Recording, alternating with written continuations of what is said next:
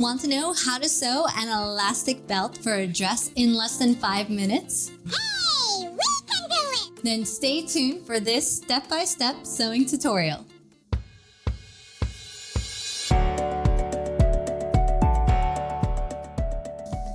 Hi, my name is Kim with Kimagine DIY, where I hope to help you imagine the possibilities with DIYs and crafts.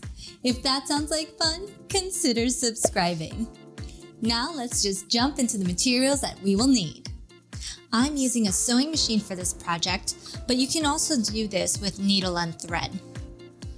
I also have a 1-inch elastic, and I'm going to use about 1 yard of it. Some scissors to cut your elastic, a glide, and this is going to be my belt closure. First, we're going to grab the buckle and decide which side you want to be visible. Then grab your elastic and thread it through. Then we're going to fold the tail end over and line it on top of the longer side. Make sure there's enough slack to run it through the sewing machine. On your machine, you're going to select your zigzag stitch. To prevent your threads from unraveling, you can either use a lock stitch or a back stitch. Back stitching is done by sewing backwards and forwards in the beginning and end of the seam. I suggest running it a few times through the machine, backwards and forwards, to secure it. Then you're going to add your D-ring, because that will be part of your belt closure. And then straighten out your elastic to make sure it's not twisted before sliding it up and down through your glide. Now it's time to add the clasp buckle.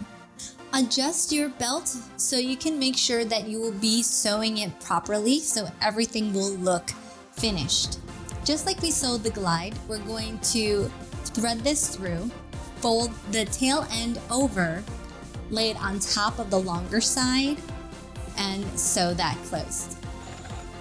We're going to run it through the sewing machine and backstitch a few times for extra security. If you're getting any value from this video, please hit the like button. It really helps with the YouTube algorithm. This belt, at its longest setting, is at 33 inches without stretch. With the stretch, you can get about 45 inches. And at its smallest setting, it can be a nice high-waist belt, as small as 19 inches. This is a perfect example of a dress that can use a fashion belt. Now this is much better. Thank you so much for watching this sewing tutorial. If you'd like to see more videos like this, click the playlist here or tap right here for YouTube's suggestion for you. And don't forget to watch the blooper at the end, and I will see you guys next week. On its smallest setting,